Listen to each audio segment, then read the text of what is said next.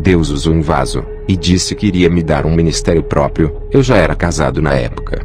Fui para casa buscar confirmação de Deus. Dobrei os meus joelhos. Uma voz me dizia: vou colocar um ministério em suas mãos. Vai ser uma igreja diferente, onde você vai congregar. Eu não quero que faça teologia. Meu Espírito Santo irá lhe ensinar assim como ensinou Paulo, e fez ele escrever vários livros do Novo Testamento. Eu lhe ensinarei de um modo como nenhum pastor ensinou. Revelarei os meus mistérios, e tu ensinarás esse rebanho que colocarei em suas mãos. Tudo o que eu falar a ti, ensinarás às minhas ovelhas. Será responsável por elas, e no dia do arrebatamento, me darás as ovelhas que lhe dei. Comece a ler de Gênesis até Apocalipse. Ore e jejue. Vou revelar coisas novas as quais estão encobertas pelos olhos dos sábios. Eu tenho ocultado aos teólogos que não me buscam. Tenho ocultado aos soberbos, mas aos humildes revelarei.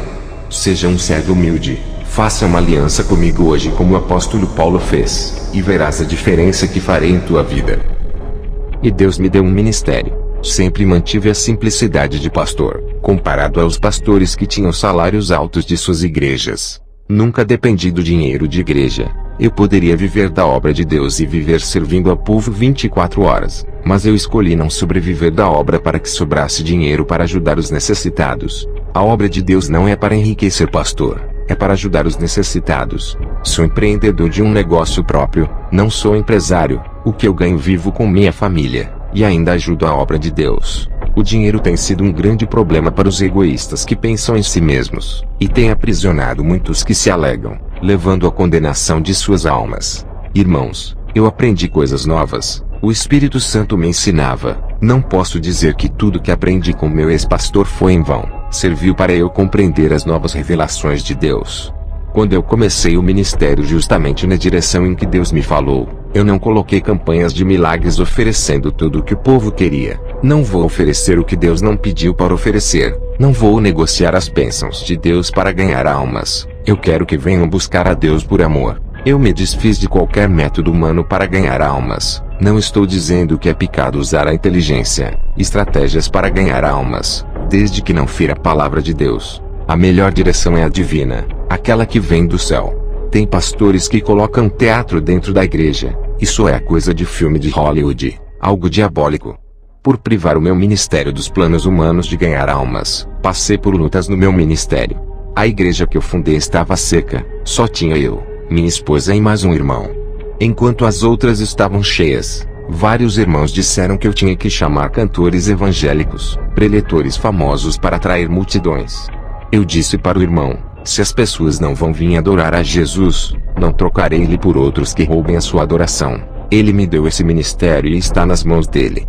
O irmão disse: seu ministério vai fechar. Eu respondi: se fosse o meu ministério, eu acredito que fecharia, mas esse ministério não é meu. Eu disse para o irmão: abra a palavra para mim.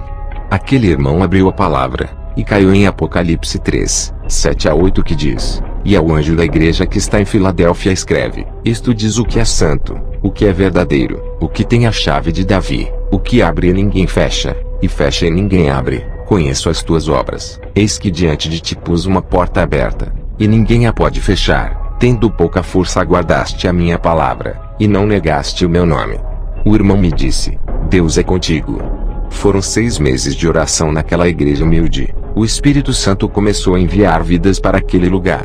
O meu ministério lotou de pessoas sem precisar oferecer bênçãos, carros, casas e curas. O Espírito Santo curava, dava dons. Várias pessoas se consertaram e largaram o pecado, renunciavam ao mundo. Irmãos de outros ministérios largavam seus pastores para congregar comigo. Isso causava ciúmes em vários pastores que só pensavam em somar, ajuntar, mas não sabiam doutrinar.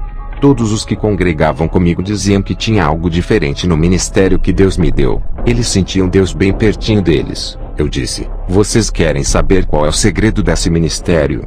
Jesus é o cabeça. Ele está na direção. Obedecemos suas doutrinas enquanto as outras igrejas têm como cabeça os líderes, não Jesus, e não obedecem suas doutrinas. Entristecem o Espírito Santo pelas suas insubmissões. As igrejas ficam frias sem a presença de Deus.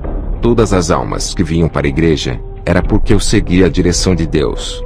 Em João 21, 6-8 está escrito: e ele lhe disse: Lançai a rede para o lado direito do barco e achareis. Lançaram-na, pois, e já não a podiam tirar pela multidão dos peixes. Então aquele discípulo a quem Jesus amava, disse a Pedro: é o Senhor. E quando Simão Pedro ouviu que era o Senhor, cingiu-se com a túnica porque estava nu, e lançou-se ao mar. E os outros discípulos foram com o barco porque não estavam distantes da terra, senão quase 200 côvados, levando a rede cheia de peixes.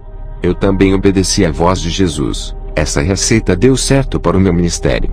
Onde tem pecado há demônios trabalhando, e eles são como vermes de defuntos. Onde há carne podre, esses vermes se ajuntam.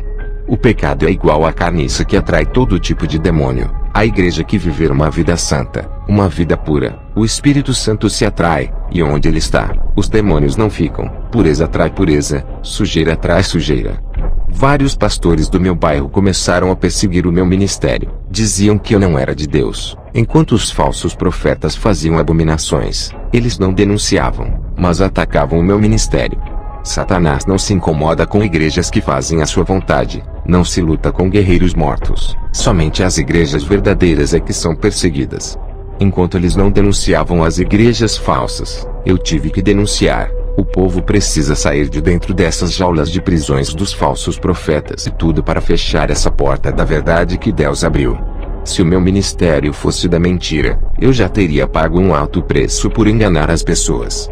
Muitos blasfemaram contra o Espírito Santo, dizendo que não era Deus quem operava em meu ministério que prega a sã doutrina. O Senhor disse que para esses que blasfemaram contra o Espírito Santo não havia mais perdão, apesar de ter muitos pastores enganadores.